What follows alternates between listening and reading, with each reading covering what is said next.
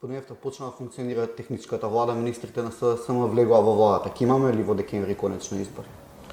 Па би било срамота да нема избори.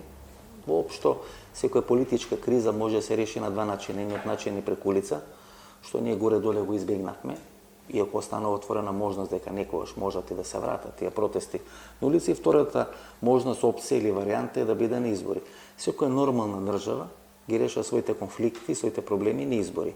Бидејќи изборите, политичките партии, исто како и медиумите и парламентот се измислени за да тамо може да биде канализирана одредена негативна енергија или одредено расположение на, да речеме, граѓаните, гласачите и така натаму и така натаму. Вториот сегмент кој сега се прави се социјалните мрежи.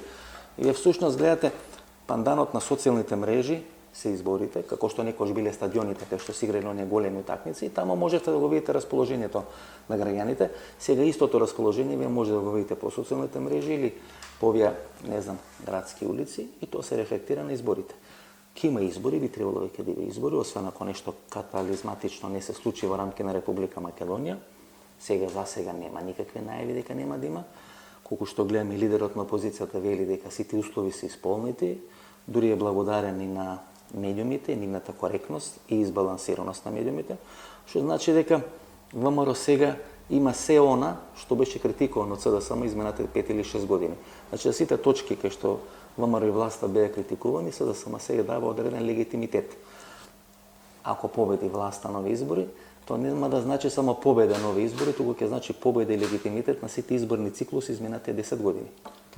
Го чекали се да самоубедлив пораст на изборите, сличен како во 2014. Анкетите се чини не одат во корист на опозицијата. Анкетите не може да бидат направени, бидејќи ние веќе не ги знаеме се уште носителите на изборни листи. Значи, анкетите се прават на една изборна единица, се уште немаме анкети за 6-те или за 7-те изборни единици заедно со диаспората. Значи, за да можеме да направиме некоја проценка која би била релевантна и која би била коректна, ќе треба да го земе првиот круг на председателските избори. Георги Иванов, Стево Пендаровски, таа разлика плюс минус 2 или 3% лево или десно. Значи, тоа е основата, значи, резултатот на првиот круг на председателските избори, од кај што треба да се поиде, тоа е поидовната основа. И после секоја анализа ќе треба да ја базирате на плюс минус 2 или 3%. Така, падна ли во вода најголемиот аргумент на опозицијата околу така наречените фантомски гласачи? Има, нема фантомски гласачи. Се чини избирачкиот список е ист како во 2014 и во сите досегашни избори, околу 1.700.000 гласачи. Значи, ние прво не преме две разлики. Едната разлика е дали сте вие државјани на Република Македонија и дали сте гласач во Република Македонија, дали сте присутен во рамки на Република Македонија. Значи, тоа се две операции. Значи, ако не сте присутен во рамки на Република Македонија подолго од една година, ве не може да бидете попишан во рамки на Република Македонија. Ако има попис, тоа на болка што е на албанците, бидејќи поголем дел од нив се отсутни од Македонија подолго од една година. И тука е клучниот проблем за да ние не можеме да ги расчистиме и сите други останати проблеми. Но, иако не сте повеќе од една година присутен во Македонија, односно се отсутен, вие може да гласате бидејќи имате државјанство на Република Македонија. Значи, вие не го црпите правото на гласање од присутноста во Република Македонија, туку го црпите од државјанството. Тоа е една работа. Втора работа, никој не направи анализа колку од тие во наводници фантомски гласови гласале воопшто на изборите, бидејќи не е битно само вие да сте ставени на гласачкиот список или на избирачкиот список, туку битно е колку од нив имаат гласано. Знаете, ајде ние сега снеме општина Центар. Во општина Центар и може да се прават одредени манипулации. Луѓето не се знаат, има висококатници кај што живеат, не знам, по 100, по 200 семејства и така натаму. Меѓутоа по оние мали места, Пехчево, Берово, Македонска Каменица, Гевгелија, Валандов, Богданци, Падуриеве и Струмица да земе, како некој може да ви дојде на гласачко место кај што има контролори од Државната изборна комисија, од сите политички партии да ви гласа, а да не е жител на тоа место. А во овие места кај што може да се прават манипулации, тоа се овие нови урбани општини кај што има голем контингент на новодоселени жители, како што се општина Центар, Аеродром или Карпош, опозицијата победува. Тоа значи дека јас не сметам дека Македонија, дали во влада на ВМРО или во влада на СДСМ, има капацитет за такви масовни фалсификати. Никош не сум ни сметал. А тоа ќе кажат 80 или 100.000 или 200.000.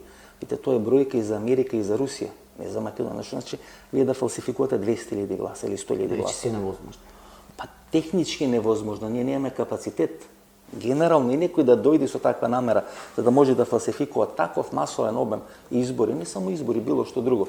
Вие гледате во една работна заедница кој ќе треба нешто да се сфалсификува 1, 2, 3, 5, па колку треба да убедуваат. Овде, па и по бомбите се покаже дека државата нема нити мок, а нити способност да направи некој фалсификат од така голем размер.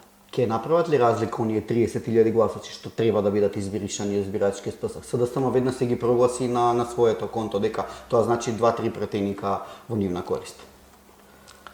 Ако добро ја гледаме политиката на СДСМ, СДСМ сега се фокусира на албанските гласови. И од завчерашното интервју на Зоран Заев ние сватевме дека нивната стратегија е тоа да биде партија за која најмногу ќе гласат албанците во рамки на Република Македонија. Можно ли тоа да се случи? Подготвени сме како општество се уште? Не верувам. Знаете, тоа имаше еден обид на Васил Топурковски, кој претходно цела своја кариера градеше на мултикултурност и мултиетничност во рамки на Република Македонија и помина многу лошо на изборите, односно не ги доби тие албански гласови. Јас сум работел 3 години на Алсатем телевизија, знаете, тоа се оди до одредена граница, доека тој не треба да се изјасни. И во оној момент кој ќе треба да се изјасни етничкото, во него е многу посилно од човечкото или од цивилизацијското. Он може цивилизацијски, етнички, културолошки припаѓа на страната на СДСМ, не велам, може и припаѓа на страната на ВМРО, може добил вработување од некои други партии, меѓутоа во моментот на гласање тој се гласа етнички.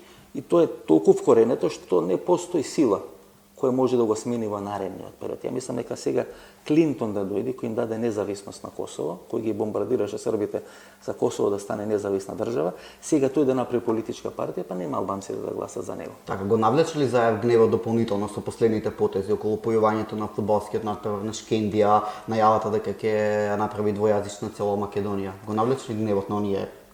Во политиката е битна перцепција. Че секојаш е битна како таа перцепција подоцна може да продаде како приказ. Значи, на тој натпревар со Шкендија биле присутни владини министри.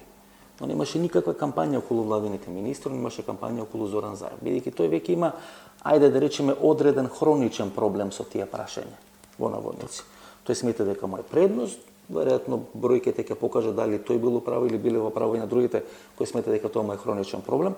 Као што имаше каже дека нема ништо против тоа на интервју кога имаше дајно за косовската телевизија Зета Џара, кој е класичен американски човек, нели дојде тука со одредена задача да испровоцира одредено интервју, дали спремен или неспремен седна на тој интервју, рече дека нема ништо против и керка му во Струмица, во забавиште или не знам во основно училиште да учи на албански јазик.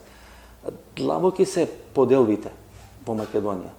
Посебно зборам не во мејнстрим, не во на интелектуален дел, тамо дури ќе се најдат некои точки кои ги допират македонците, албанците, во она население кое со своите цивилизацијски, културолошки, политички размислувања, па дури и по економските размислувања и потреби се драматично поделени. Значи драматично поделени. Што знам како да кажам, како вода и како масло, тоа не се меша. Тоа може да пробате да го измешате, меѓутоа тешко се меша. Два пати се обидуваат да направат некоја таква мултиетничка коалиција. Едното беше на изборите 2011 година, кога се сеќавате на оние големи тутунски протести, кога Велја Рамковски се уште е на слобода, тогаш пробува да протестират заедно турци, македонци, торбеши и албанци. Беа оние големи протести 2010 година тутунарите пред собрание и не е испадна така како што очекува. Сега по втор пат се прави. Не очекувам дека масовно албанците ќе гласат за СДСМ. А да позборуваме малку за твојата емисија во Центар. Како успеваш да ги наговориш сите оние политичари, сомнителни ликови, разузнувачи да седнат карши тебе и отворено да разговараат?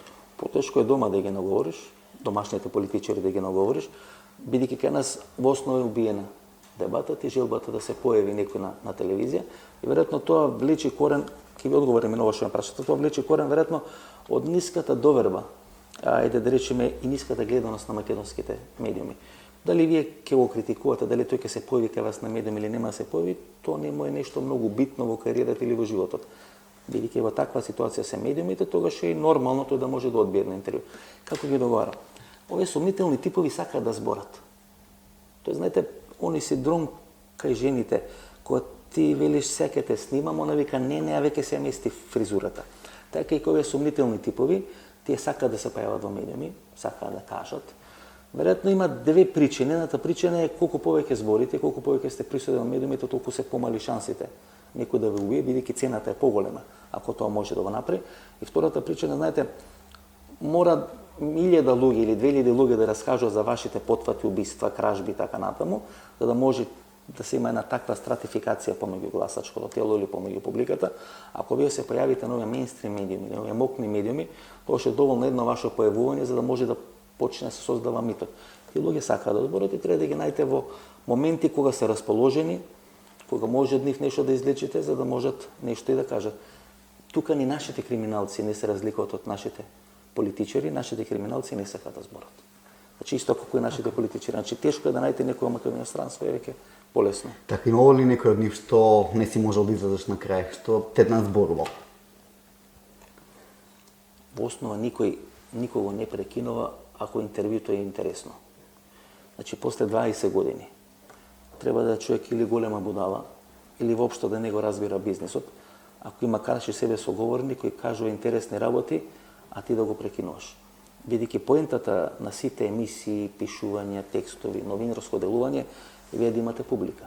Живееме во пазарно општество, кај што бројката кажува на крајот на денот се, и ако некој кажува интересни работи кои се интересни за публиката, најмалку е потребно да го прекинувам. Имало ситуација кај што сум го остал. Во оној момент кога вие оценувате и проценувате, тоа веќе после 15 години, 3000 нешто интервјуа снимени, можете да процените кога ќе избега од прашањето, тога веќе се прекинува и се дава интензитет. Интензитет се дава на неинтересно интервју. На интересно интервју вие не морате со прашање да правите интензитет на гледаност или на да биде допадлива за публиката. До сега само господијата Ванковска и Божидар Димитров така. Застанување? Па има 10 луѓе. Има 10 луѓе. Мислам дека беше Али Алију. Тогаш веќе не бев ни свесен дека Али Алију е потпредседател на Советот за радиодифузија.